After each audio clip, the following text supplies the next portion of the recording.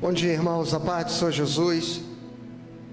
Nós nos reunimos mais uma vez nesta manhã, neste domingo, e como é bom a gente se reencontrar e se conectar para juntos podermos viver este momento de louvor e adoração ao nosso Deus.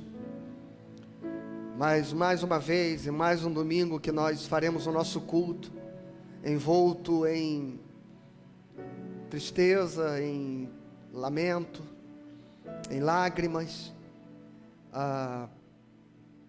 porque o sogro da nossa irmã Gabriela, filha da nossa irmã Leiva, faleceu ontem.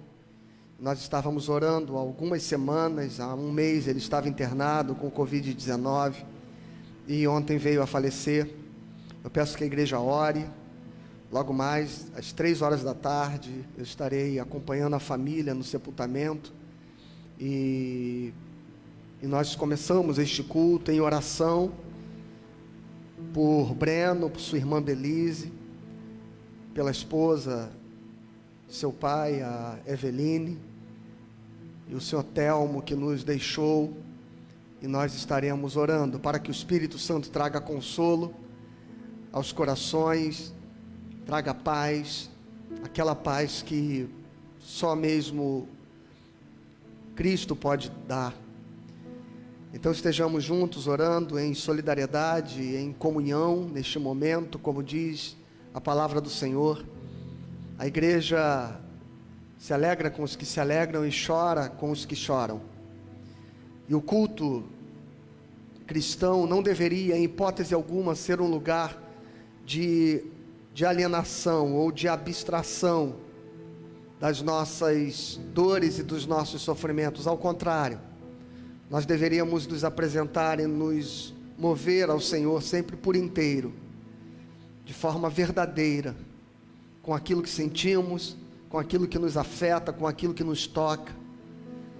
Que o nosso sacrifício vivo, santo e agradável a Deus, que é o nosso ser, o nosso culto racional, o nosso ser inteiro, que ele não seja alienação, mas que seja, sobretudo, trazer aos pés do Senhor a inteireza do nosso ser. E por isso nós cultuamos com as nossas tristezas e não esquecendo delas, tanto quanto cultuamos com as nossas alegrias, porque fazem parte de nós, fazem parte dos momentos que vivemos, das circunstâncias que nos afetam, que nos tocam. E o Deus que nos vê, e hoje pela manhã nós vamos falar a respeito da experiência de Jesus com Natanael, e o Deus que nos vê, Ele sabe o que se passa dentro de nós, e não há nenhuma contradição entre celebrar e cultuar ao Senhor, ainda que trazemos lágrimas e tristezas do luto, porque o nosso culto não se deve às circunstâncias. O nosso louvor não está baseado nas condições favoráveis que cerquem o nosso ser, a nossa vida. O nosso louvor está baseado na essência daquilo que Deus é e na obra salvadora que Ele operou em nossas vidas através de Jesus Cristo. E é por isso que nós cultuamos, e é por isso que estamos juntos, e é por isso que o nosso culto não abstrai das nossas dores, porque Deus continua sendo Deus, e Ele é bom o tempo todo, e é por isso que nós o louvamos. Os salmistas repetidamente dizem que nós devemos louvar ao Senhor, bendizer ao Senhor, porque Ele é bom, e a sua misericórdia dura para sempre. E mesmo nos momentos de maior contradição, no Salmo 73, onde Asaf estava frustrado diante dos sofrimentos que estavam passando, e apesar dele passar todo o salmo, quase todo o salmo, avaliando e ponderando a respeito daquilo que parece injusto, que é o sofrimento dos bons, quando o que se esperava da vida era que coisas boas acontecessem a gente boa, a pessoas boas. e não o contrário. Mas mesmo decantando e depositando diante de Deus as suas inquietações, o Salmo 73 começa com essa expressão: certamente Deus é bom. Deus é bom. E este é um princípio que move o fato de nos reunirmos aqui para louvarmos e para cultuarmos a Ele, porque Ele é bom. As circunstâncias da vida, elas são inerentes à condição deste mundo caído. O apóstolo Paulo diz que mesmo nós, os que temos as primícias do Espírito, gememos no nosso íntimo, como toda a criação geme, aguardando a nossa redenção. Até lá, a gente vai celebrando, louvando e adorando, não pelo que a vida é, mas ainda e apesar do que ela possa vir a ser. Deus é bom, e os nossos olhos hoje cultuam ao Senhor, porque nós não vemos a vida a partir dos olhos materiais, mas a partir da perspectiva da fé. Os nossos olhos estão fitos na eternidade, onde tudo se consumará, e é essa esperança que nos move em alegria, sabendo que a nossa leve e momentânea tribulação não pode se comparar ao peso da glória que há de ser revelada a nós. Seja bem-vindo conosco nesta manhã. Convide alguém, compartilhe, marque alguém para que mais pessoas possam estar conosco neste momento, e que Deus abençoe o seu coração. Vamos orar. Pai, no nome de Jesus, eu te clamo e te peço, sobretudo, que neste momento o Senhor esteja visitando Breno, sua família, Gabi, sua irmã, todos aqueles que neste momento lamentam a perda, choram a perda, sentem a perda, e nós com eles nos unimos em oração, ó Pai querido, tanto quanto o Senhor, que é um Deus que compreende as nossas dores, que compreende e sabe muito bem o que significam as sombras da morte, as angústias que a noite escura da alma faz cair sobre o coração humano diante de um momento tão cruel. E eu te louvo, ó Deus, como diz a tua palavra, por não termos um Deus que não seja capaz de se compadecer das nossas limitações, das nossas dores, das nossas fragilidades, porque Ele mesmo se fez como nós, e havendo sido tentado em todas as coisas, por elas passou, sem jamais desistir.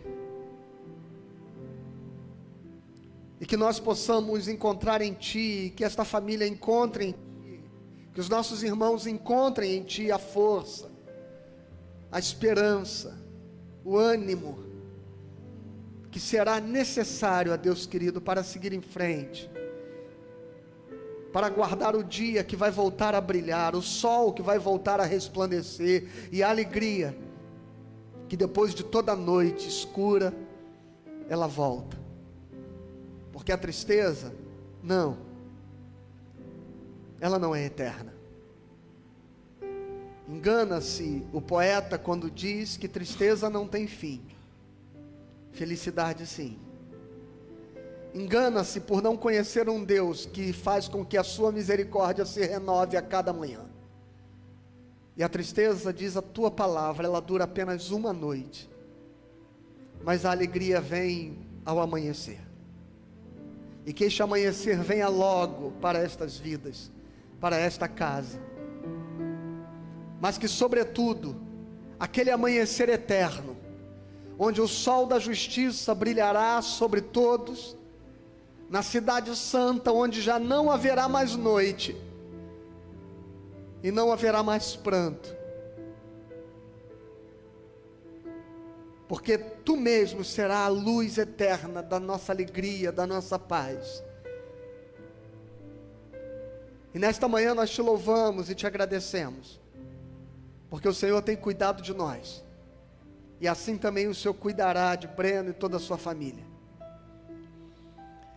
Esteja com o Teu povo, visite agora, Senhor, cada casa, cada família, cada lar, cada coração conectado neste momento, para que o Teu fluir, o Teu amor, a Tua graça alcance-nos e se renove em esperança sobre os nossos corações.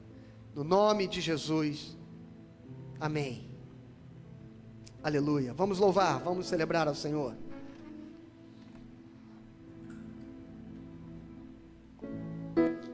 Amém. Que a paz do Senhor esteja em cada coração nesta manhã. Hoje nós estaremos participando da ceia do Senhor. E se você ainda não se preparou na sua casa, prepare-se. E se ao abrir a geladeira você não tiver o suco de uva ou o vinho, sirva-se com um pouco de água. Mas o importante é que você esteja participando conosco, para louvar ao Senhor, engrandecer o seu santo nome integralmente e juntos vamos entrar na presença do nosso Deus, que é soberano. Existia um véu que nos separava, existia uma distância entre nós, seres humanos, e Deus. Este véu foi posto por baixo, caiu quando Jesus Cristo morreu na cruz e nos levou a um contato direto com o Pai Celeste. E nós estamos aqui nesta manhã, assim, na presença do nosso Deus, reunidos, contemplando a sua face e louvando o seu santo nome.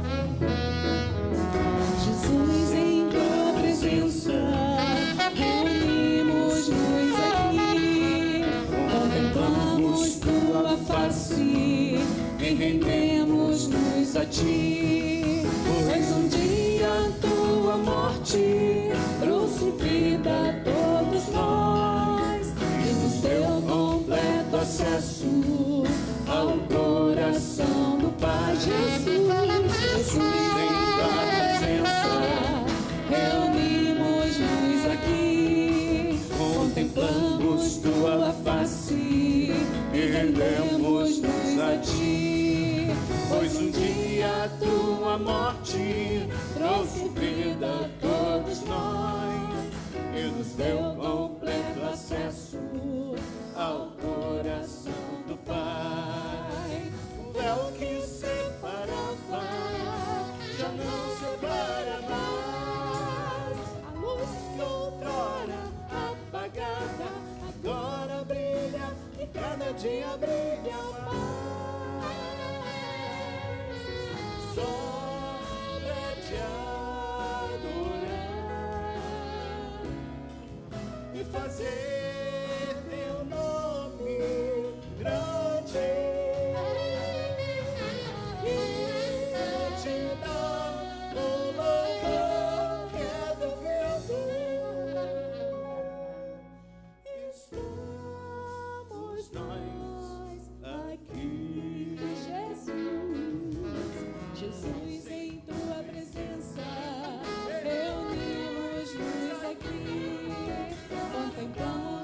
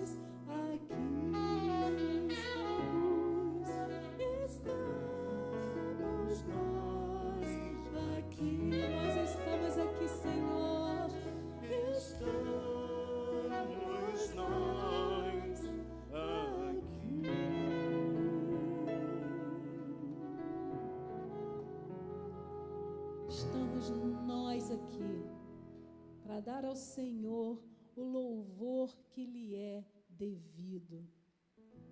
Porque o nosso Deus, Ele é grande. Ele é digno de louvor. Ele é o ser em quem nós temos vitória. É Ele que nos ajuda a vencer os desafios da vida, as lágrimas, as dores, as perdas. É Ele que nos sustenta, nos ampara. É o nosso grande Deus. Grande é o Senhor e muito digno de louvor. Na cidade do nosso Deus, seu santo monte,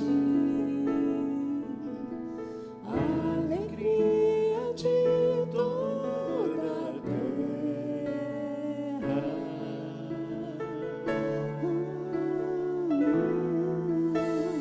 Grande é o Senhor em quem nós temos a vitória, em que nos ajuda contra o inimigo. Por isso diante dele nos prostramos.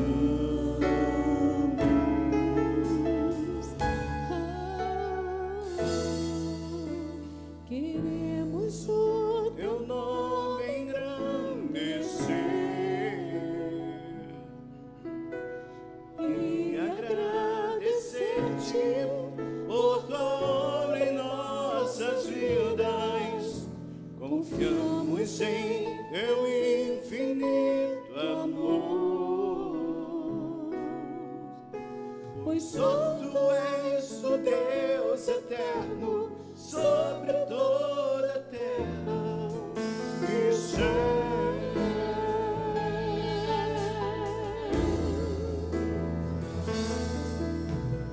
Grande é o Senhor e muito digno de louvor. Na cidade do nosso Deus, seu santo monte, a alegria de toda a terra. Declare com a profundidade do seu coração: grande é o Senhor em quem nós temos a vitória, em que nos ajuda contra o inimigo. Só diante dele. Por isso diante dele nos prostramos.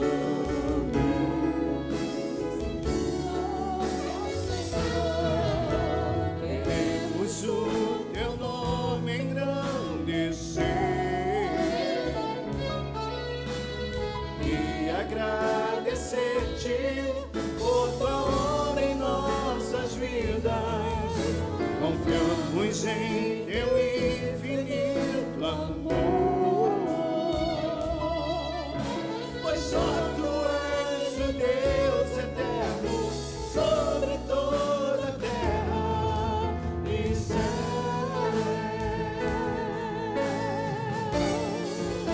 Nós queremos, Senhor, queremos o teu nome engrandecer, queremos sim, e agradecer-te por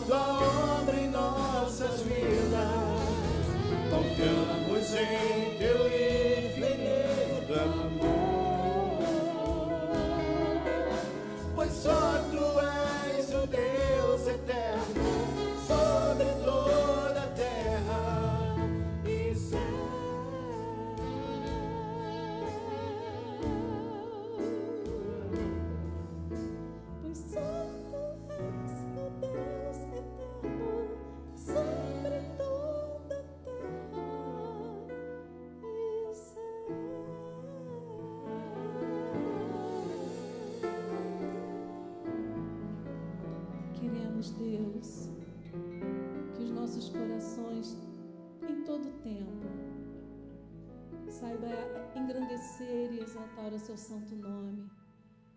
Queremos, Senhor, que as nossas vidas estejam rendidas aos teus pés e não olhemos as circunstâncias, não olhemos as dificuldades, não olhemos o caminho estreito que estamos seguindo, mas, Deus, olhamos tão somente para Ti, que é a nossa força, o nosso regozijo, o nosso refrigério. Pai, nós queremos Te agradecer por tudo que o Senhor faz, queremos Te agradecer porque o Senhor tem cuidado de nós. Queremos, Pai, exaltar o Teu santo nome e Te pedir perdão, Senhor.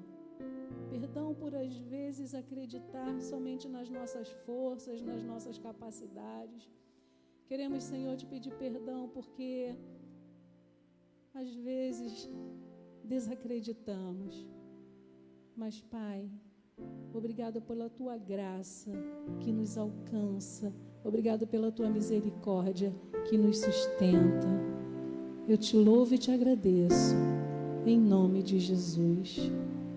Amém.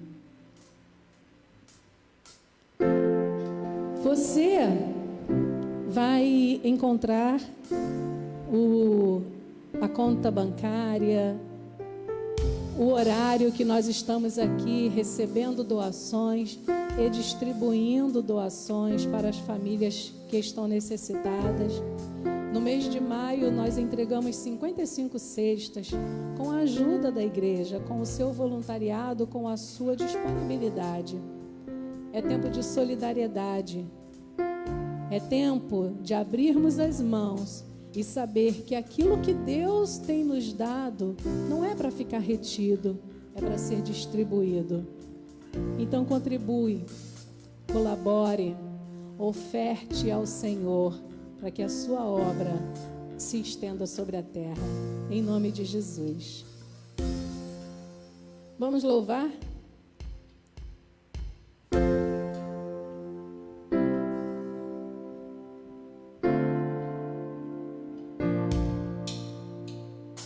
Eu te agradeço, Deus, por se lembrar de mim e pelo teu favor.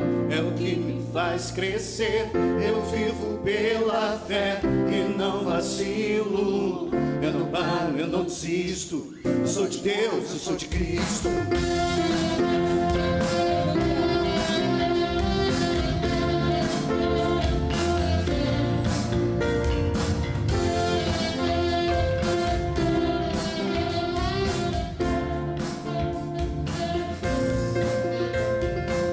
Eu te agradeço, Deus, por se lembrar de mim e pelo teu favor. É o que me faz crescer. Eu vivo pela fé e não vacilo. Eu não paro, eu não desisto. Eu sou de Deus, eu sou de Cristo. Você mudou a minha história e fez o que ninguém podia imaginar. Você acreditou, isso é tudo. Só vivo pra você.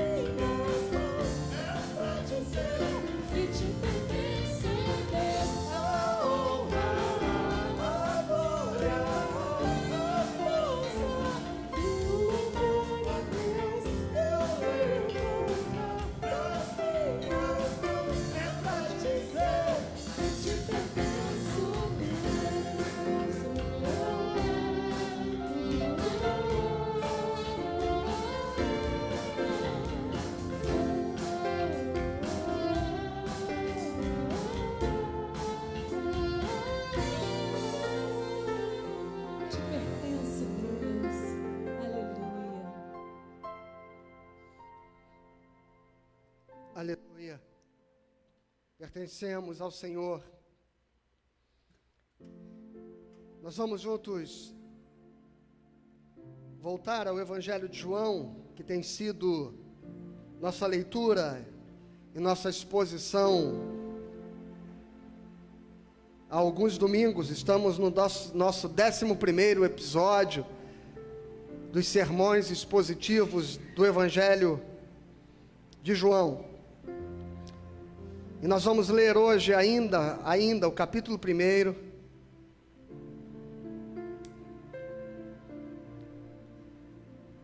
E nós estamos nos detendo de forma tão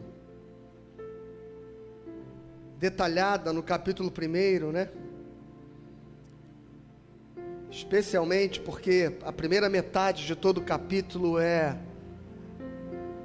uma fundamentação teológica muito importante, muito necessária a respeito da pessoa de Jesus Cristo e a respeito da sua obra salvadora.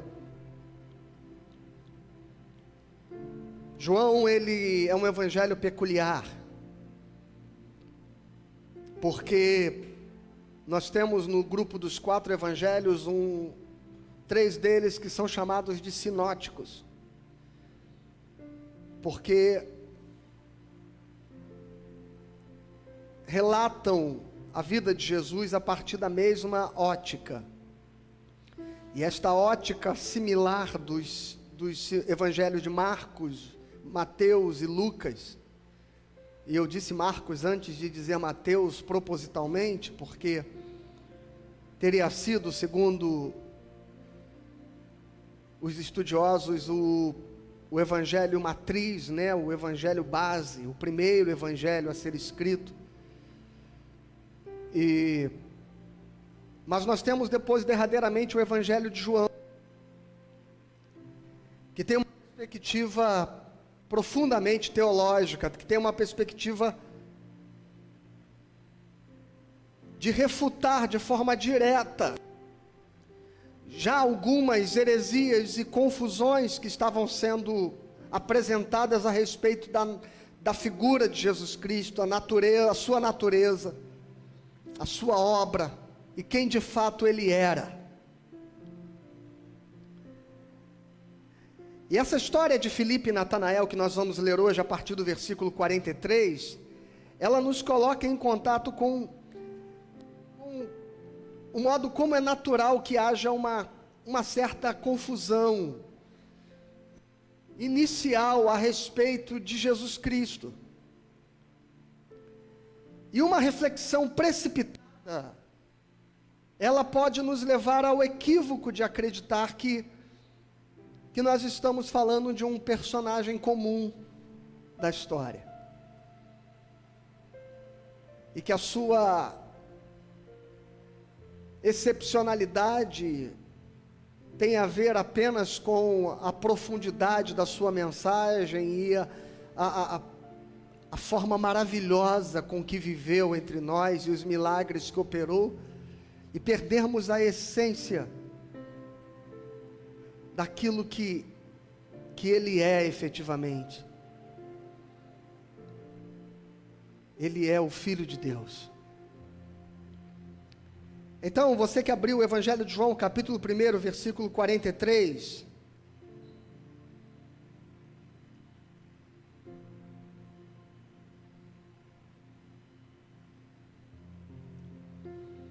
diz assim o texto: no dia imediato, resolveu Jesus partir para a Galileia, e encontrou a Filipe, a quem disse: segue-me.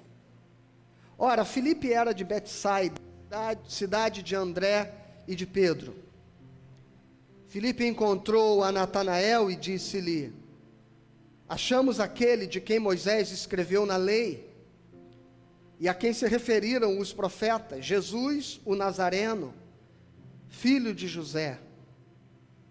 Perguntou-lhe Natanael: de Nazaré pode sair alguma coisa boa? Respondeu-lhe Filipe: vem e vê. Jesus viu Natanael aproximar-se e disse a seu respeito: eis um verdadeiro israelita, em quem não há dolo. Perguntou-lhe Natanael: de onde me conheces? Respondeu-lhe Jesus: antes de Filipe te chamar, eu te vi quando estavas debaixo da figueira. Então exclamou Natanael: mestre, tu és o Filho de Deus, tu és rei de Israel. Ao que Jesus lhe respondeu: porque te disse que te vi debaixo da figueira, crês? Pois maiores coisas do que estas verás. E acrescentou: em verdade vos digo, que vereis o céu aberto, e os anjos de Deus subindo e descendo sobre o Filho do Homem. Amém? Vamos orar? Feche seus olhos. Fale com o Senhor, peça para que Ele ilumine e guie o seu coração.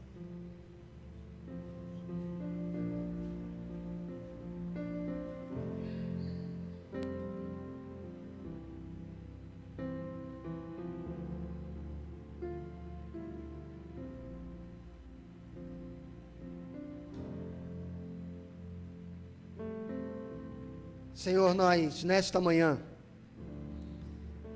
te pedimos a graça, a direção, a luz do Espírito Santo para que a Tua palavra se revele a nós, fale aos nossos corações e nos edifique, para a glória deste nome, em torno do qual nos reunimos nesta manhã, em nome de Jesus, amém.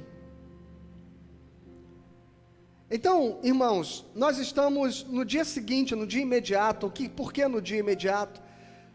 Porque Jesus havia acabado de encontrar André e Pedro, ou melhor, André, um dos discípulos de João Batista que seguiram Jesus, leva Pedro, seu irmão, até Jesus, e ali começava a se formar o corpo dos apóstolos.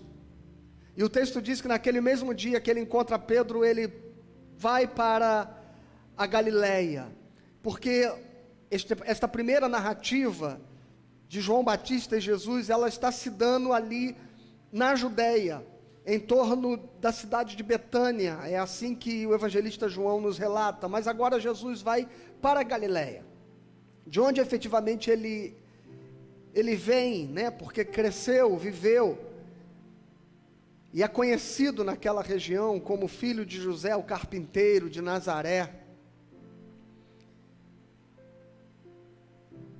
E diz que no dia imediato resolveu Jesus partir para a Galileia e encontrou a Filipe, a quem disse: segue-me. Ora, Filipe era de Betsaida, cidade de André e Pedro. Filipe encontrou a Natanael e disse-lhe: achamos aquele de quem Moisés escreveu na lei e a quem se referiram os profetas, Jesus o Nazareno, filho de José. A primeira coisa que já surpreende nesse texto de cara é que João vai mostrar Jesus passando, chegando na Galileia, e encontrando um moço chamado Filipe, um homem chamado Filipe, e Jesus dá uma palavra a ele. E esta palavra é suficiente para mover o seu coração, para mover a sua vida em direção ao Senhor Jesus. E esta palavra não é um sermão, esta palavra não é um estudo bíblico, esta palavra não é um debate esclarecedor a respeito das realidades espirituais e eternas. Esta palavra é tão somente um segue-me. Que autoridade é essa que há numa palavra de dizer a uma pessoa apenas segue-me? E esta pessoa se levantar, e não só se levantar para segui-lo, mas também ir buscar uma outra pessoa e encontrar Natanael e dizer: achamos um mestre, achamos aquele em quem as profecias se cumprem. A sobrenaturalidade deste convite, irmãos, é que nos marca neste momento. Porque nos esclarece aquilo que a Bíblia diz, que não é por força nem por violência, mas pela minha palavra, diz o Senhor. Ninguém é convencido pela sua razão a respeito das naturezas espirituais.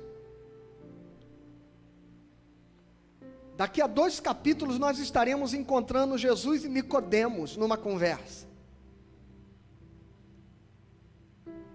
E Nicodemos, que tem todo o saber e conhecimento, e profundo conhecimento da lei e da sua religião judaica, não consegue ter o discernimento das coisas espirituais concernentes à figura de Jesus Cristo.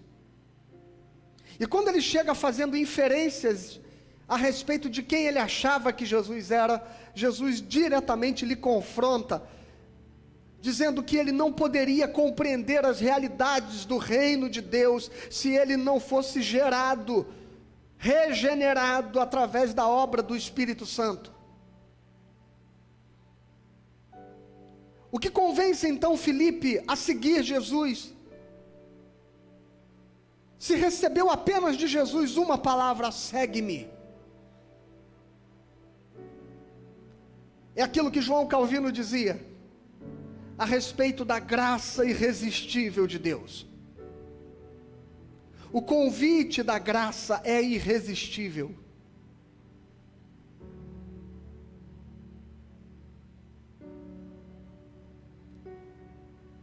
Quando se coloca, esta semana eu ouvi uma ilustração bem interessante, que se você sobre uma mesa colocar 2 potes, um pote vazio e um pote cheio de açúcar, para qual dos 2 acorrerão as formigas?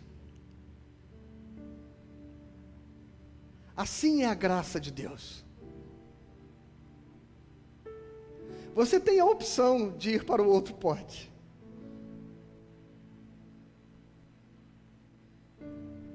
Mas essa é uma falsa impressão de liberdade. Porque a alma que é marcada pela sede de Deus, aqueles que são do Senhor, aquele cujo ser se identifica com Ele,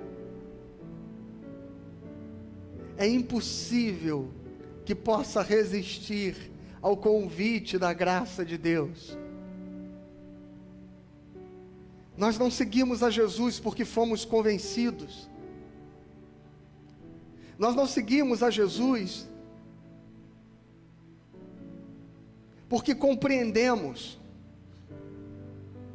Nós não seguimos a Jesus porque a nossa razão foi capaz de fazer com que seja lógico a mensagem da salvação. Nós seguimos a Jesus porque de um modo sobrenatural Ele nos tocou com a sua palavra, e esta palavra foi irresistível ao nosso coração. E veja que o versículo 44 em diante diz: Filipe era de Betsaida, cidade de André e de Pedro. Filipe está num contexto de uma cidade das mais incrédulas pelas quais Jesus passou. Basta você abrir a sua Bíblia no Evangelho de Mateus, capítulo 11, no versículo 21,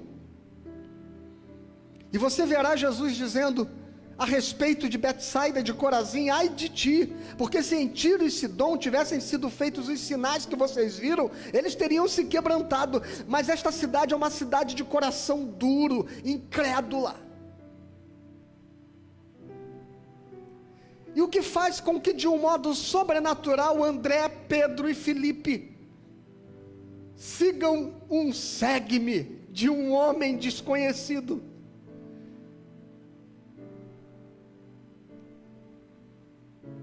É o fato que é Jesus que nos acha, que é Ele que nos encontra, é Ele que nos chama,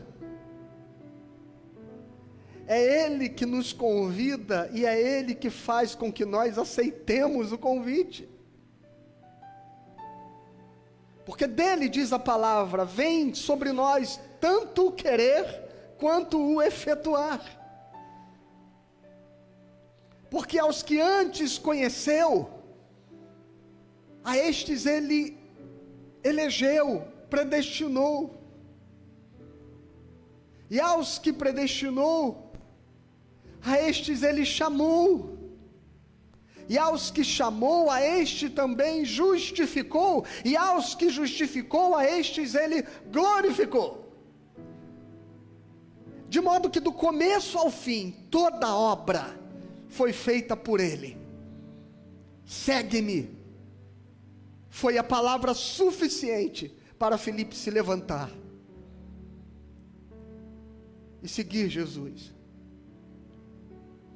No meio de uma cidade incrédula, num lugar onde ninguém mais o aceitava, ao ponto de Jesus dizer: ai de ti, Betsaida, porque nem os milagres e os sinais, porque os corações estavam recrudescidos na condição de serem filhos da desobediência. Mas aqueles a quem ele conheceu, a estes ele escolheu e chamou. E quando ele nos chama, este chamado é irresistível. O que te move a estar nesta manhã, ouvindo esta palavra, apegado a ela, interessado nela, curioso por ela, desejoso por ela, é que há um pote de açúcar, de graça de Deus que te atrai, e esta graça é irresistível. Entregue-se a ela, abra-se a este convite, apenas levante-se e viva a vida para a qual Ele te chamou e te escolheu.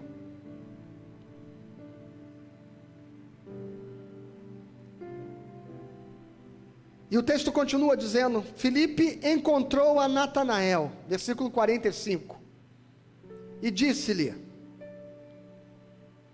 achamos aquele de quem Moisés escreveu na lei, e a quem se referiram os profetas. Presta atenção agora. Jesus o Nazareno, filho de José. Aqui o texto do evangelista João deixa claro que a fé de Filipe é totalmente sobrenatural, porque ele sequer tem o conhecimento teológico necessário para falar de Jesus. Ele sequer é capaz de discernir que ele não está falando com um homem de Nazaré, porque a expressão nazareno, ela não é aplicada à cidade onde alguém viveu. Ela deve ser a designação do lugar onde alguém nasceu, e Jesus não é de Nazaré, ele é de Belém. Jesus Nazareno. Filipe não conhece a história inteira. Filipe não compreende a história inteira. Mas ele sabe que aquilo que o tocou é real e verdadeiro. As coisas ainda não fazem sentido para ele, mas a chama que ardeu no seu coração quando aquela voz chegou aos seus ouvidos, ele sabia que era real e verdadeiro. Por isso a Bíblia diz: se hoje tu ouvires a voz do Espírito Santo, não endureça o teu coração. Não fique apegado às tuas dúvidas, aos teus medos, às coisas que você não consegue compreender.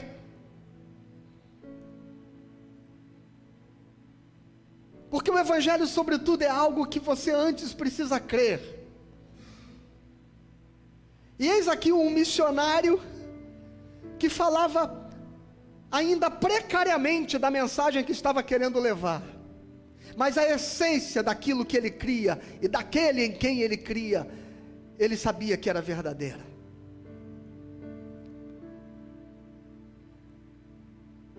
E ele diz, Nazareno, primeiro erro, e segundo erro, e filho de José, porque ele não compreende que ele não está falando do filho de José, ele está falando do filho de Deus.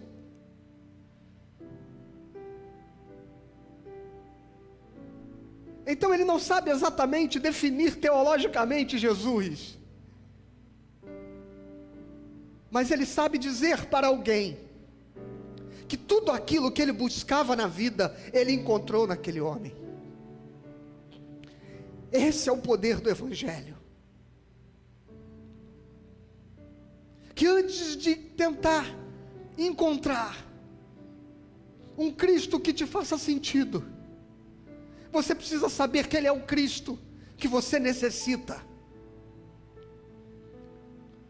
que preenche todos os anseios e todas as buscas do teu ser. Finalmente você encontrou aquele que a tua alma tem sede e anseia por ele. Aleluia. E é este o sentimento que invade Filipe. É este o sentimento que toca o meu coração, ao ponto de me emocionar. Porque Jesus Cristo é tudo aquilo que eu procurei e que eu encontrei. E mesmo que eu não consiga compreender plenamente, encontrá-lo mudou a minha vida.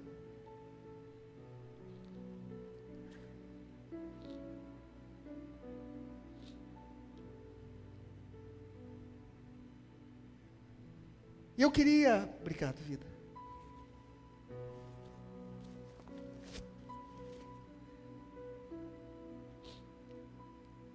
Eu queria seguir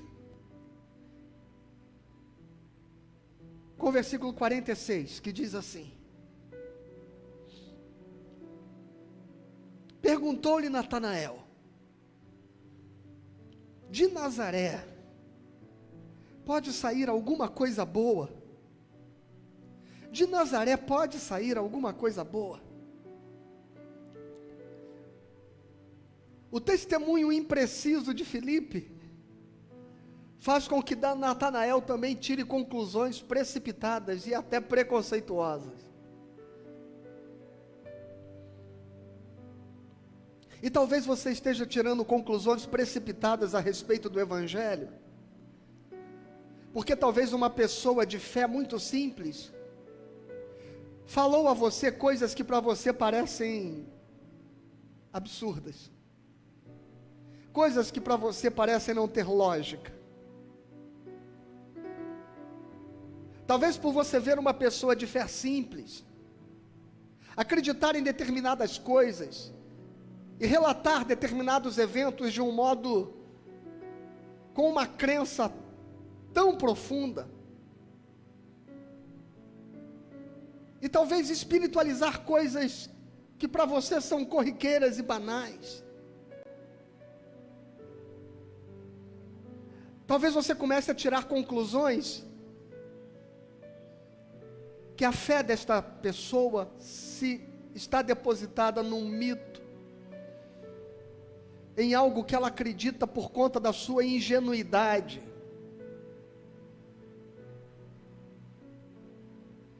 Porque talvez não tem compreensões mais profundas a respeito das realidades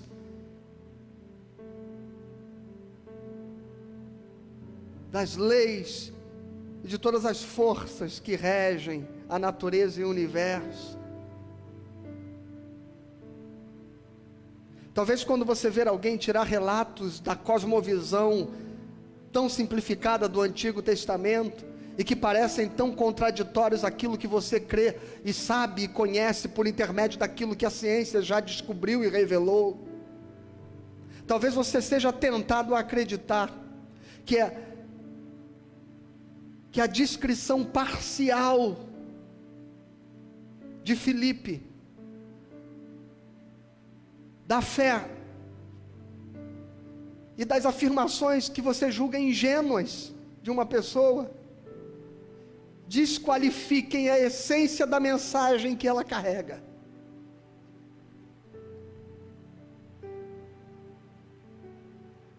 E eu queria dizer a você, que por mais rudimentar que seja, a compreensão ou o discurso de alguém a respeito de Jesus, não o desqualifique. Não tire conclusões precipitadas. Porque as palavras desta pessoa podem ser embaraçadas. Mas a fé que ela quer dividir com você é real e verdadeira. E aquele em quem ela a deposita é real e verdadeiro. E é por isso que quando Filipe percebe que o seu discurso não é capaz de convencer Natanael, ele responde a Natanael, ainda no versículo 46, vem e vê. Pode vir alguma coisa boa da Galileia, pode vir alguma coisa boa. Será que ainda vale a pena você dedicar alguma credibilidade ao discurso dos evangélicos, uma vez que você vê tantas coisas equivocadas serem ditas, feitas, tantas escolhas equivocadas serem assumidas, e talvez você esteja tendendo como Natanael a fazer uma generalização leviana até. Pode vir alguma coisa boa de Nazaré?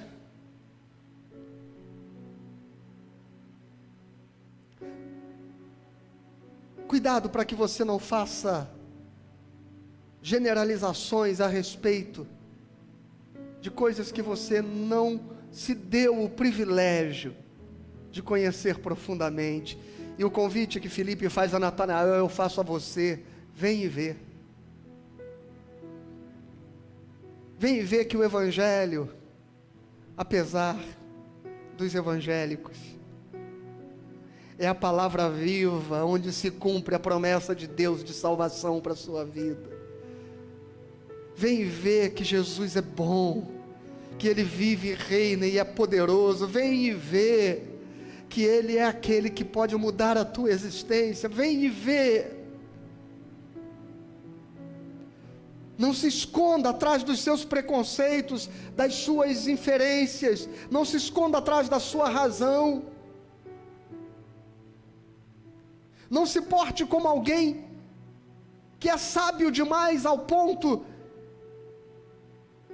de seguir um testemunho tão simplório, de pessoas tão simplórias muitas vezes.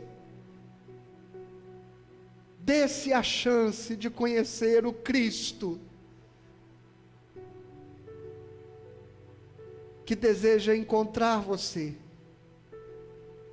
e que antes que você o conheça, Ele sabe quem você é. E a história continua. Versículo 47. Jesus viu Natanael aproximar-se e disse a seu respeito: eis um verdadeiro israelita em quem não há dolo. Perguntou-lhe Natanael: de onde me conheces?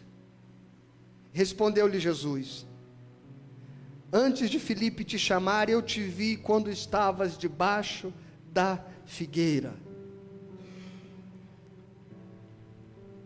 Meu irmão, eis um verdadeiro israelita em quem não há dolo. Jesus faz uma descrição da índole de um homem com quem está se encontrando pela primeira vez. Jesus faz uma afirmação, esta palavra dolo aqui, ela poderia ser traduzida como alguém que tem sentimentos, atitudes, comportamentos coerentes e verdadeiros, em quem não há malícia, ou em quem não há, usando uma expressão que Jesus muito usava pelos israelitas, na falsidade com que viviam a sua religião, Jesus os chama de hipócritas, em quem não há hipocrisia. Eis um homem que eu vejo que é um israelita sincero, que vive de forma sincera e verdadeira as coisas que acredita. É isso que Jesus está dizendo a respeito de Natanael. E há alguns relatos da lista dos apóstolos, onde você não encontrará o nome de Natanael, e você encontrará no lugar dele o nome Bartolomeu.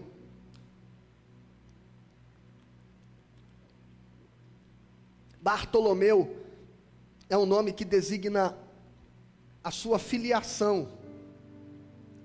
Assim como Jesus, em certa ocasião, chamou Pedro de Simão Barjonas. Barjonas indicava a filiação de Pedro. E Bartolomeu indica a filiação de Natanael. Portanto, nós estamos falando do mesmo discípulo. Eis um verdadeiro israelita sincero. E quando Jesus usa a expressão eis um verdadeiro israelita, a expressão, a palavra grega aqui, aletheia, ela fala de uma verdade essencial, daquilo que pode se afirmar a respeito da essência do que as coisas são, e não daquilo que vemos nelas. O profeta Isaías, quando profetiza a respeito de Jesus, diz que ele julgará com justiça, porque não julgará segundo a vista dos seus olhos.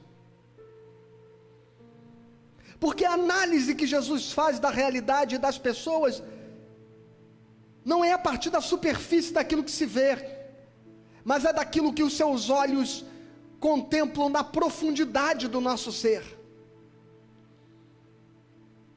E curiosamente, Natanael, quando ouve Jesus falar a respeito do seu caráter, Natanael diz assim: de onde tu me conhece? Não tem aquele personagem de humor? Te conheço. De onde tu me conheces? E Jesus diz assim: antes que Filipe te encontrasse, eu te vi debaixo da figueira. O que Natanael estava fazendo debaixo da figueira, eu não sei.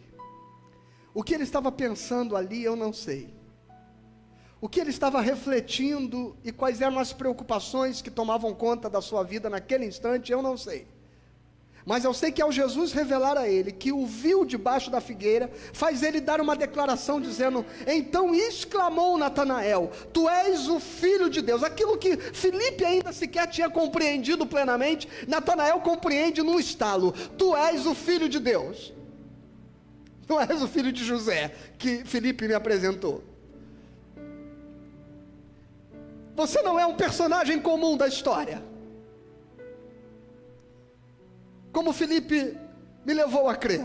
Você é muito mais do que isso. Tu és o Filho de Deus, tu és o Rei de Israel.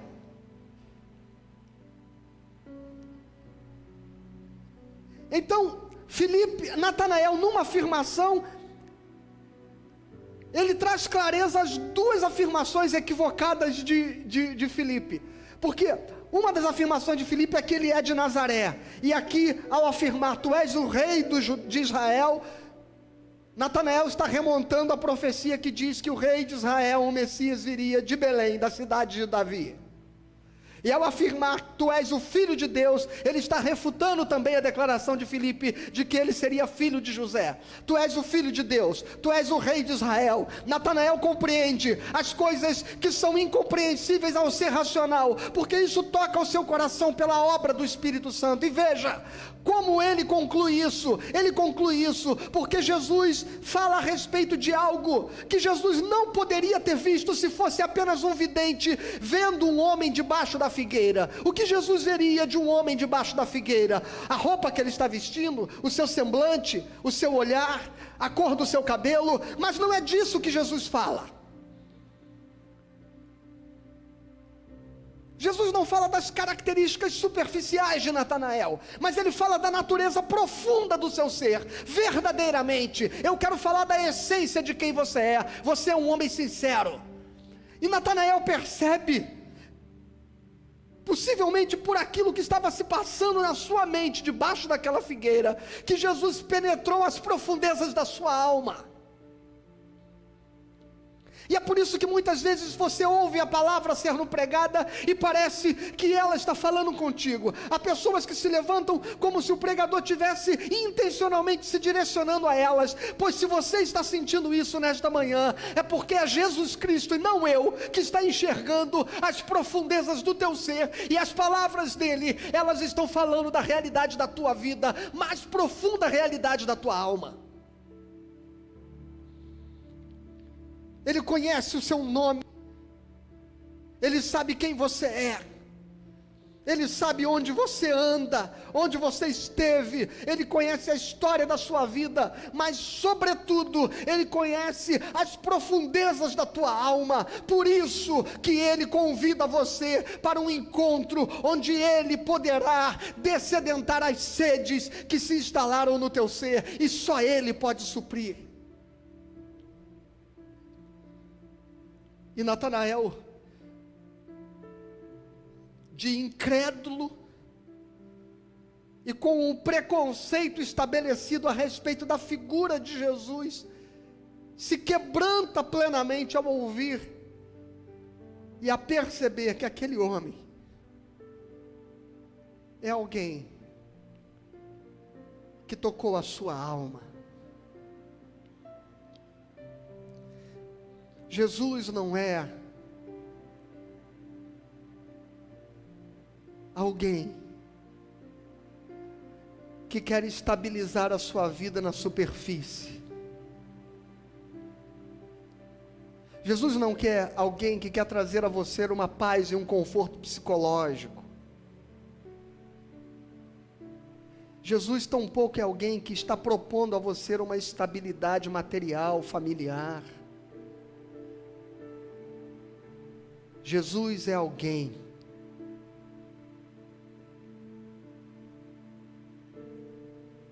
que quer agir nas profundezas do teu ser, na essência do teu ser.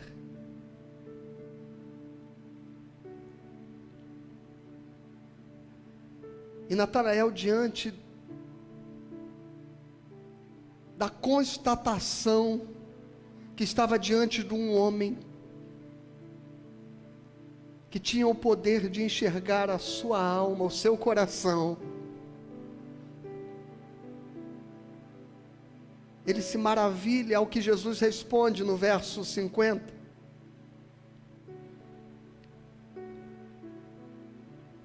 Porque te disse que te vi debaixo da figueira, crês? Pois maiores coisas do que estas verás. E acrescentou: em verdade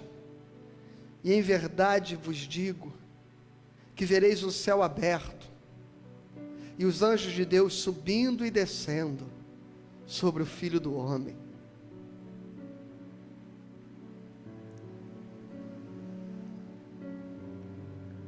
O que Jesus está dizendo é que, se de algum modo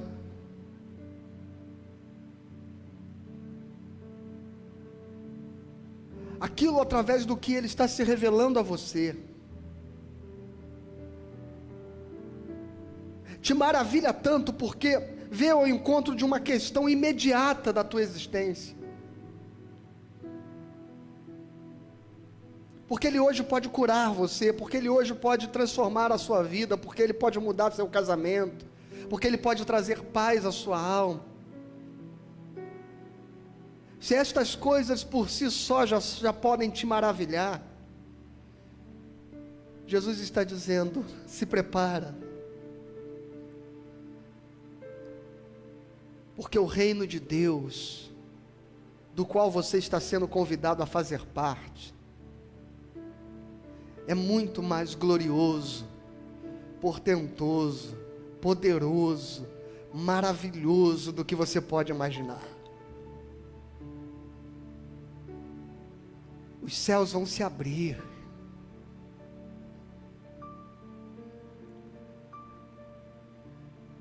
Irmãos, em que momento os discípulos viveram isso? Talvez ali, no Monte da Transfiguração, talvez ali, quando Jesus é assunto aos céus diante dos seus olhos, ou talvez, como Estevão viu os céus abertos, quando estava sendo apedrejado, quando estava diante da morte,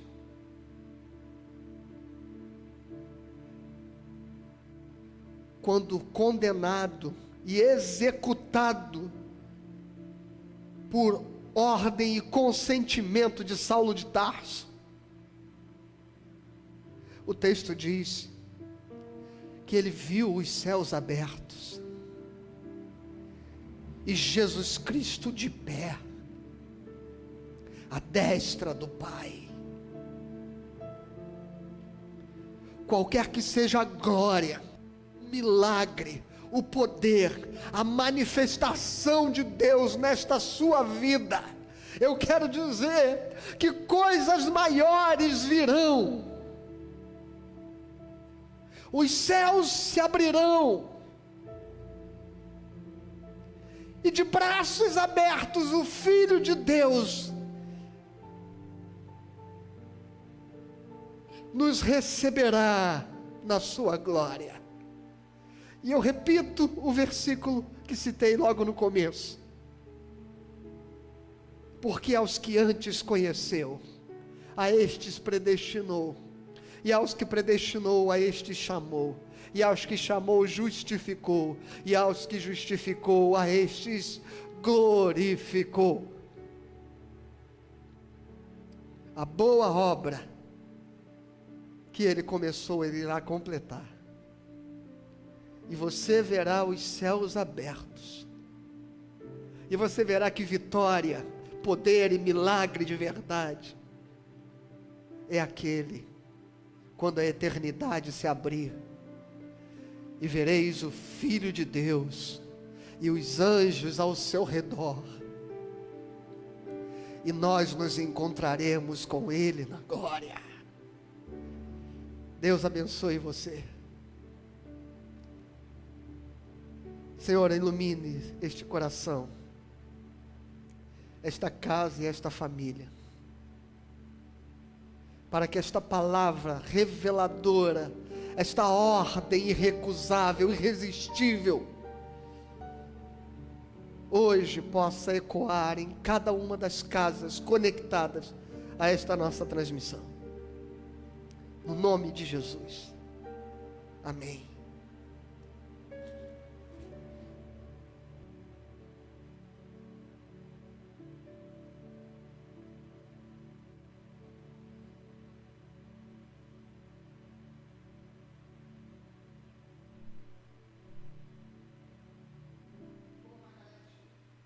Como a Margarete falou no começo, você se preparou aí para a gente cear juntos? Você se preparou para juntos nós dividirmos vinho e pão?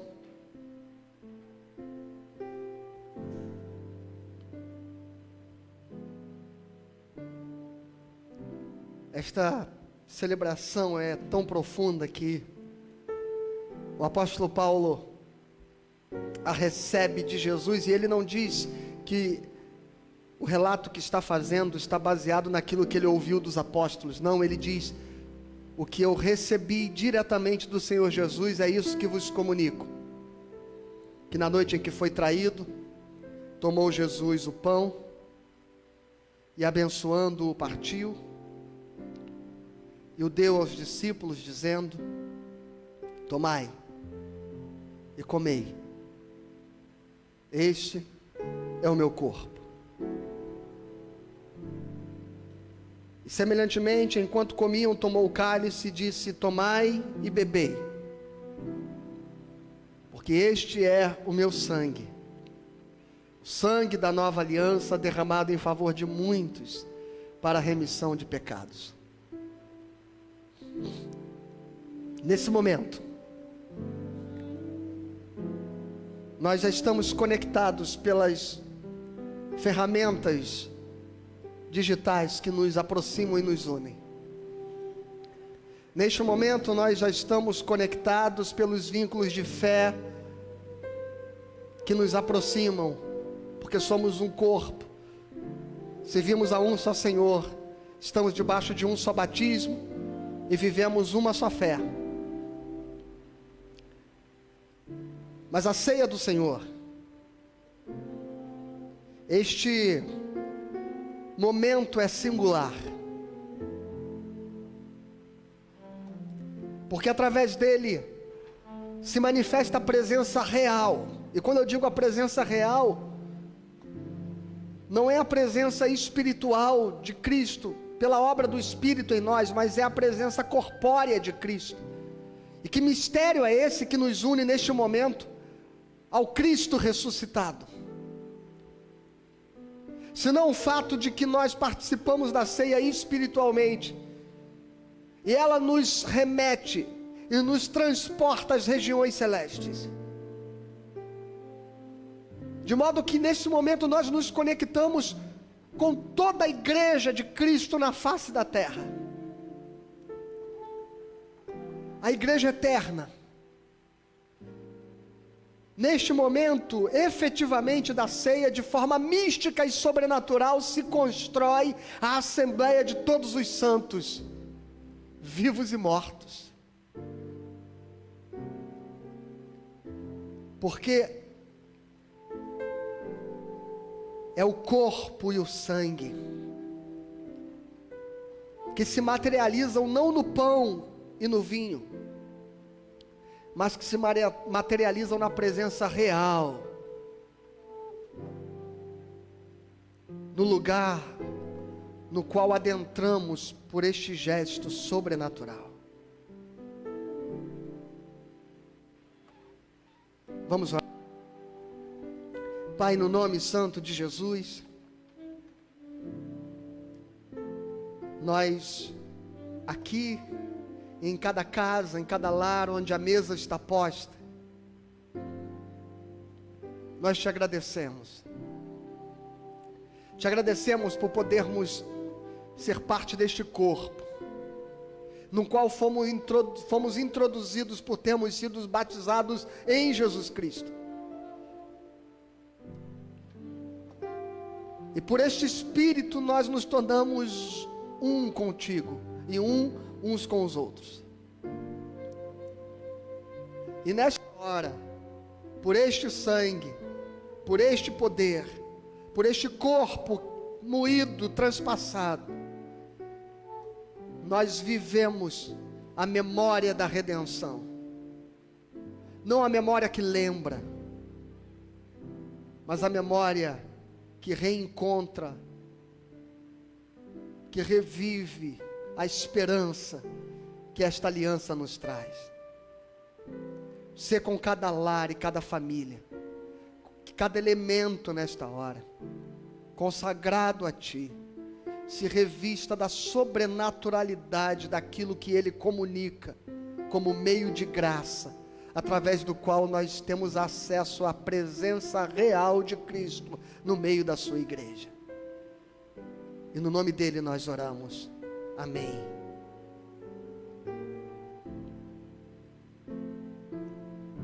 Este é o meu corpo, diz o Senhor.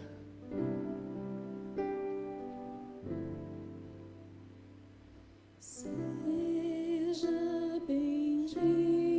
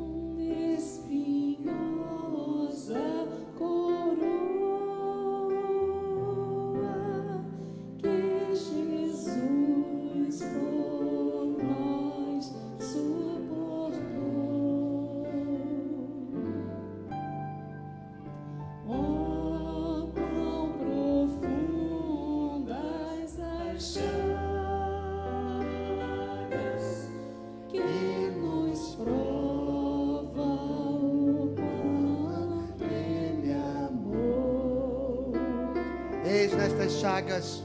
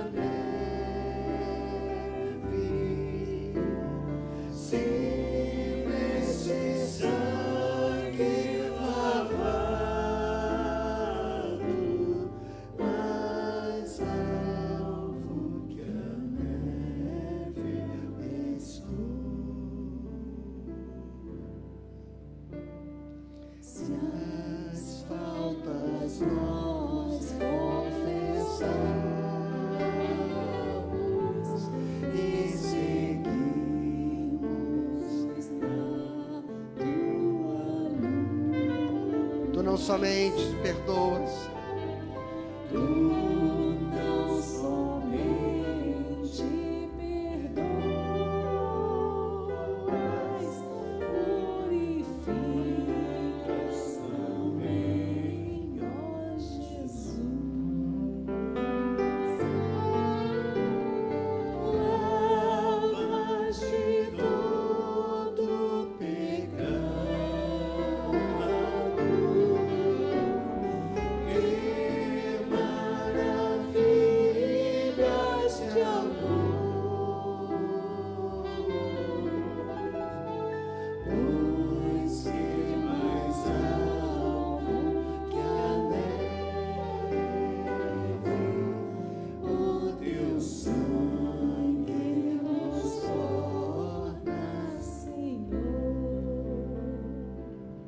alvo mais que a neve.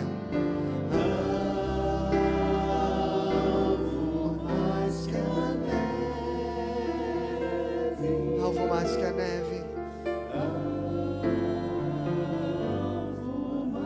Ele nos lavou e nos purificou por este sangue derramado na cruz.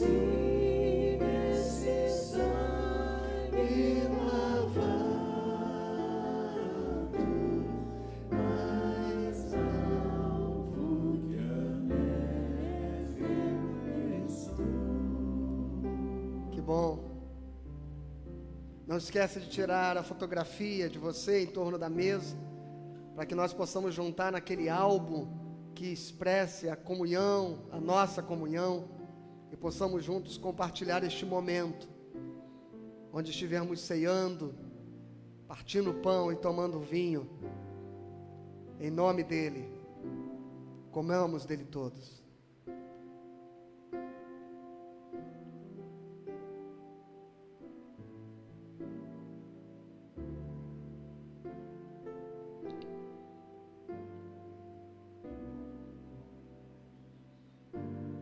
E em nome dele bebemos do cálice do seu sangue.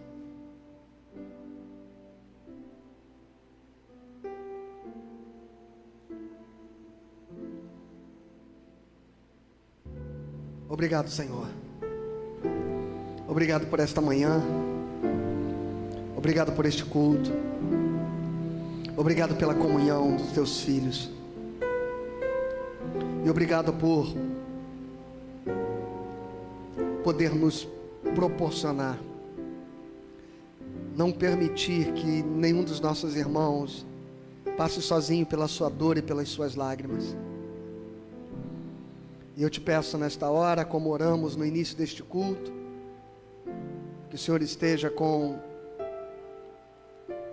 a família da Gabriela, com seu esposo que perdeu seu pai ontem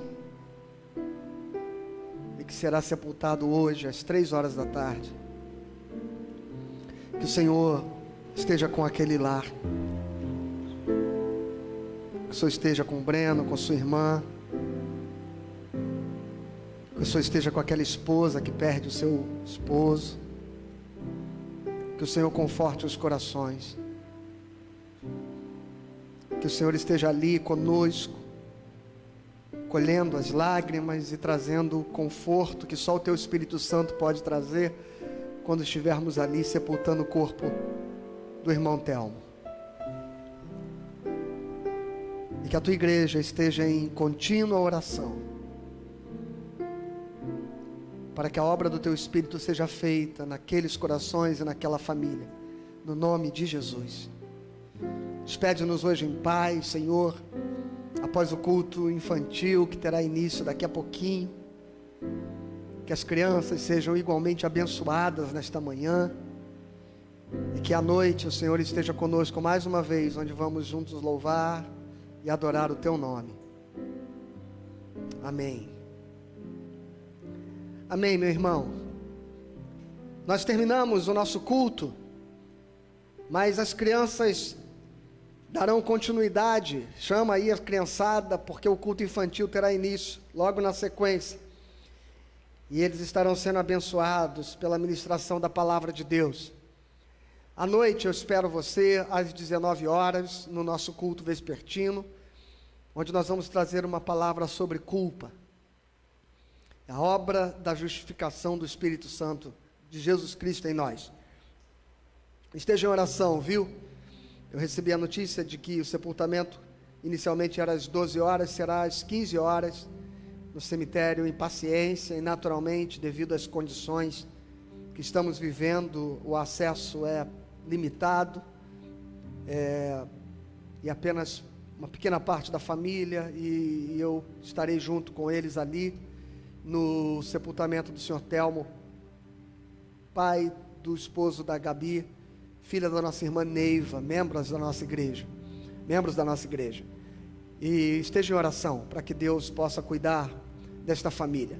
Vamos assistir o culto infantil. Eu vou impetrar a bênção e logo depois o culto infantil começará.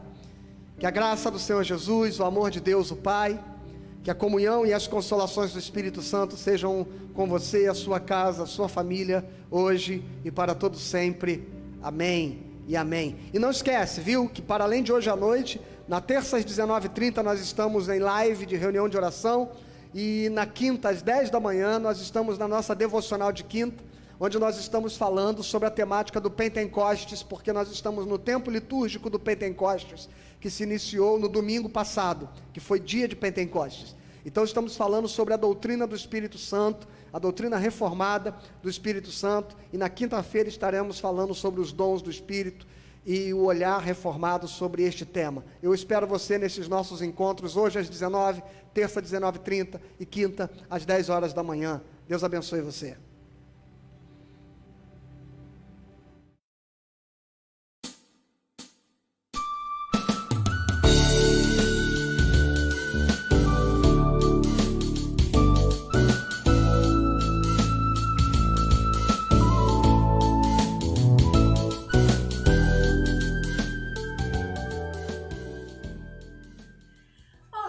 Pessoal, maravilha, você está hoje novamente aqui em louvor ao Senhor com mais um culto da infância, mais um cultinho infantil.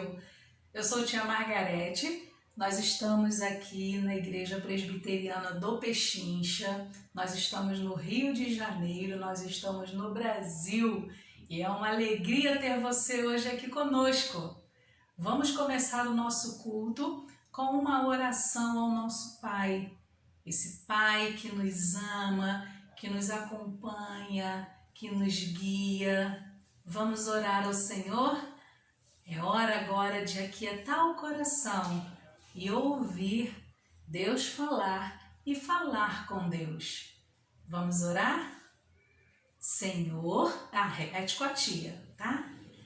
Senhor meu Deus, eu te louvo e te amo, porque tu és o Criador do universo e tem um tamanho tão grande, mas cabe aqui dentro do meu coração. Eu te agradeço por me amar.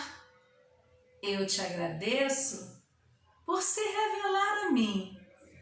Eu te agradeço por tudo que eu tenho e por tudo que eu sou. Em o nome de Jesus, amém. Amém. É necessário que você agradeça todos os dias ao Senhor pela vida que você tem. Agradecer pelo alimento, agradecer pelas roupas, pela casa, pelo papai, mamãe, vovó, titia, pela família. Porque o Senhor, Ele cuida da gente de uma forma completa. Agradecer até pela escola, aquela escola, sabe? Eu sei, você tá com saudade, eu também tô. E eu quero hoje te perguntar o seguinte: você tá aproveitando esta quarentena para fazer o quê? Sério? Nada? Tá ficando só no celular o dia inteiro? Ah, você estuda. Sim, estudar é muito importante, muito bom. Mas depois que você para de estudar, é o celular? Poxa vida, vamos sair um pouco do celular? Vamos? Que tal você encontrar lá na sua caixinha de brinquedos aquele instrumento que está esquecido? Quem sabe aquela flauta que você começou a tocar lá no jardim de infância?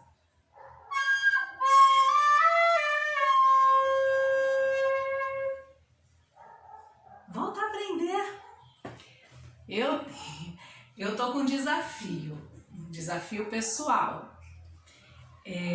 Eu já tentei tocar vários instrumentos, né? Eu tenho uma certa dificuldade no aprendizado, mas eu insisto. E o meu desafio hoje é tocar uma música para você.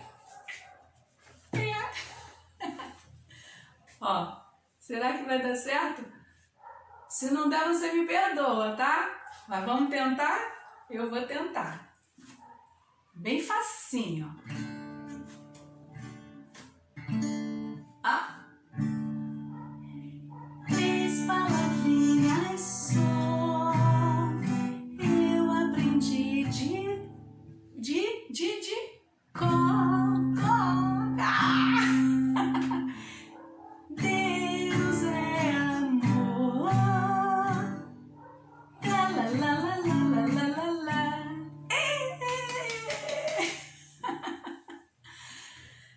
Ai, é difícil? Sim, é difícil.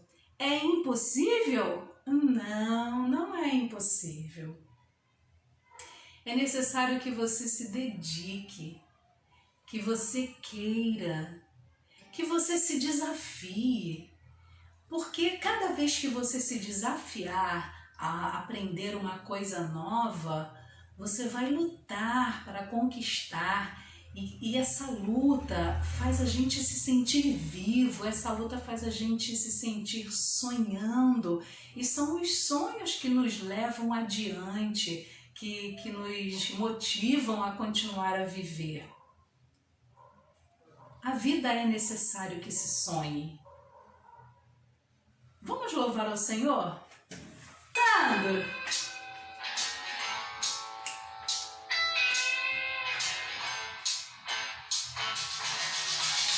Pare, eu vou contar-lhe o que Cristo fez por mim. Pare, eu vou contar-lhe o que Cristo fez por mim. Ele me salvou e me deu perdão, e agora vive em meu coração. Pare, eu vou contar-lhe o que Cristo fez por mim. Atenção! Pare! Eu vou contar-lhe o que Cristo fez por mim. Pare! Eu vou contar-lhe o que Cristo fez por mim. Ele me salvou e me deu perdão, agora vive em meu coração. Pare! Eu vou contar-lhe o que Cristo fez por mim. Dançando com alegria no Senhor.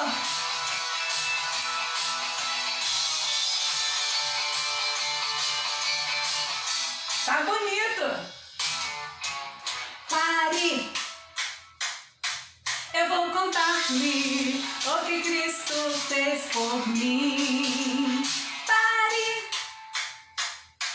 Eu vou contar-lhe o que Cristo fez por mim. Ele me salvou e me deu perdão, agora vive em meu coração. Pare! Eu vou contar-lhe o que Cristo fez por mim. Aleluia! Glória a Deus! Glória a Deus! Cristo fez tudo por você.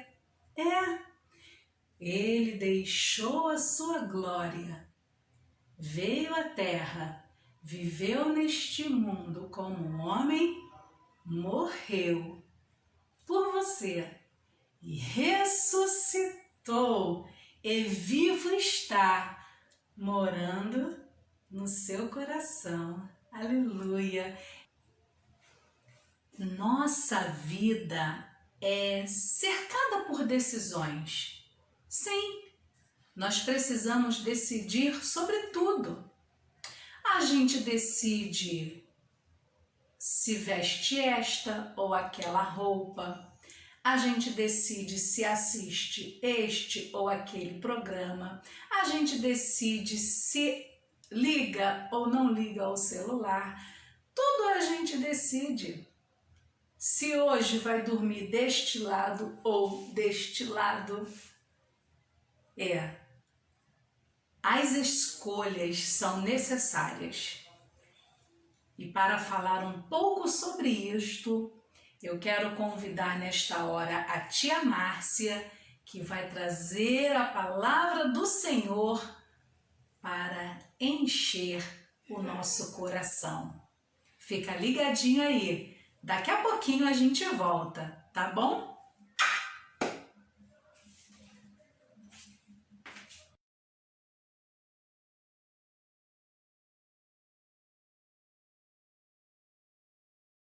Olá, crianças! Vamos dar início à história bíblica de hoje. Ela vai falar sobre parábolas. Vamos dar continuidade às parábolas. Vai ser a parábola dos dois caminhos. Mas o nosso versículo tema, nosso versículo-chave, se encontra em João. João, Evangelho de João, capítulo 14, versículo 6, que diz assim: Eu sou o caminho, a verdade e a vida. Foi Jesus quem disse: Eu sou o caminho, a verdade e a vida. A parábola conta assim, que o Senhor Jesus contou que havia dois caminhos. Um caminho largo e espaçoso que levava à perdição e um caminho estreito que levava ao céu. Então, nós vamos lá no livro de Salmos, que vamos encontrar no capítulo 1, que diz assim: Bem-aventurado o homem que não anda segundo o conselho dos ímpios, não se detém no caminho dos pecadores, nem se assenta na roda dos escarnecedores. Como será isso? A Bíblia diz que feliz é o homem que anda no caminho do Senhor. Então, qual será esse caminho? O caminho largo ou o caminho estreito? Vamos pensar assim. Vamos pensar que nós somos um carro. Esse carro é você. Então, você vai seguir em um caminho. Nós devemos andar numa rua assim, toda sinuosa? O carrinho pode andar assim, uma hora anda para um lado, uma hora para o outro. Nós não devemos andar dessa forma. Nós devemos andar em um único caminho. O caminho estreito, o caminho que nós precisamos. E o único caminho esse único caminho que nós precisamos é Jesus. Esse é o único caminho que nós precisamos seguir. Não podemos seguir esse caminho como os outros andam. Que uma hora pensa numa coisa, uma hora pensa na outra. Devemos seguir sempre no caminho que nos leva a Jesus. E esse caminho que nos leva a Jesus não pode ser também dessa forma, onde nós caminhamos de um lado para o outro, sempre junto com as pessoas que fazem coisas erradas, na roda dos escarnecedores, daqueles que estão sempre zombando dos outros, que estão debochando.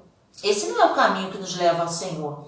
Esse é o caminho largo, é o caminho da perdição, o caminho que nos faz levar para um lugar muito ruim.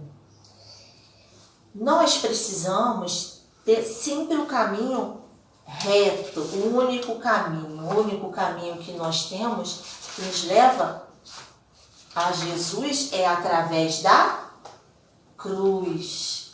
É somente através da cruz é que nós vamos até o céu, nós vamos até Jesus. E esse caminho é o caminho onde nós falamos as coisas verdadeiras, que colaboramos com as pessoas, que somos boas com as pessoas. Nós não devemos ser pessoas más. Onde nós aprendemos isso? Pela Bíblia.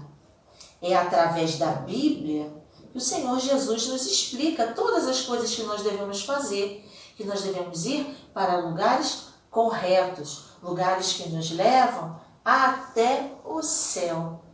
Esse é o lado estreito. Mas vamos pensar.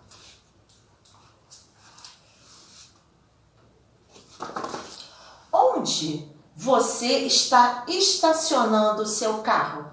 O carro é a sua vida, lembra que eu falei?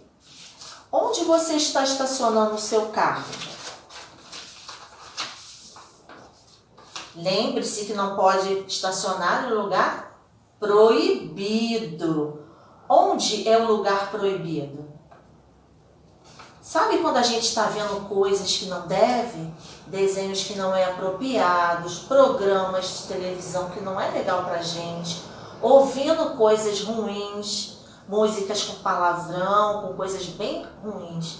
Não devemos estacionar o nosso carro lá, a nossa vida lá. Devemos estacionar a nossa vida sempre na palavra do Senhor. Esse é o caminho estreito, mas é o caminho que nos leva ao céu. E você, onde está estacionando o seu carro? Você está indo para qual estrada? Espero que esteja na estrada que te leve ao céu, na estrada que leva até a vida eterna.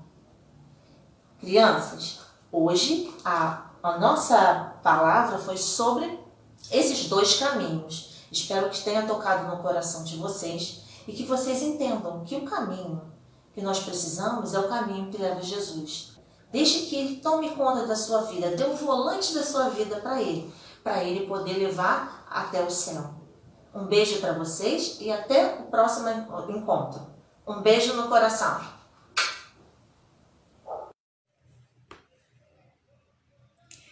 Que o bondoso Deus lhe oriente o caminho, que você saiba fazer a escolha certa.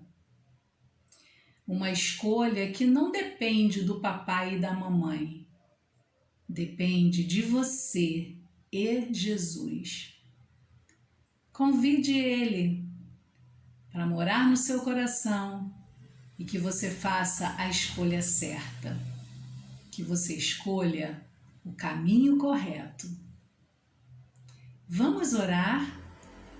Feche os seus olhos e repita com a tia assim: Senhor meu Deus, eu sei que o caminho largo é onde eu vou encontrar muitos prazeres, coisas que vão alegrar e satisfazer o meu coração, mas não completamente, porque traz uma falsa alegria. Que eu saiba escolher o teu caminho, que mesmo que pareça difícil, ele é que vai me dar alegria verdadeira e a salvação. Me ajude a escolher sempre o caminho certo. Em nome de Jesus, amém. Amém. Nunca se esqueça, isso é uma escolha sua. Não é uma escolha do papai, não é uma escolha da mamãe. Apesar da mamãe e o papai chamar você para ir à igreja, para louvar, para adorar ao Senhor, essa é uma obrigação deles, ensinar o caminho certo para que você siga. Mas escolher que Jesus more no seu coração é uma decisão só sua. Tome a decisão certa, tá bom? Maravilha! Agora, eu não poderia terminar este culto sem mostrar para vocês uma pessoa que... Uma pessoa não é uma pessoa, mas é uma fofura que hoje veio prestigiar o nosso cultinho. E vem toda estilosa no patins. Vocês sabem quem é ela? Senta. Esta é a Laila. Sabe o que ela veio hoje fazer aqui? Me ajudar a cantar parabéns. Vamos homenagear Emanuele, Manu. Parabéns pra você. Deus te abençoe, Manu, que você cresça na formosura do Senhor, porque Deus já te fez de forma maravilhosa. Veja a foto da Manu aí para você saber quem é. Manu completou nesta semana 1 aninho de idade. Que alegria! A Manu muito fofinha, fofinha igual a Laila. Laila vai se despedir e eu também. Que você tenha uma semana abençoada, que os seus sonhos se realizem e que você tenha novos sonhos no caminho correto a seguir. Deus te abençoe. Até semana que vem. Não esqueça. Obrigada por lembrar. Compartilha, divulgue, troque com os seus colegas as nossas redes sociais. Acione o sininho e vamos espalhar a palavra do Senhor para todos os corações. Tá bom? Grande beijo. Até semana que vem. Tão fofinho, tão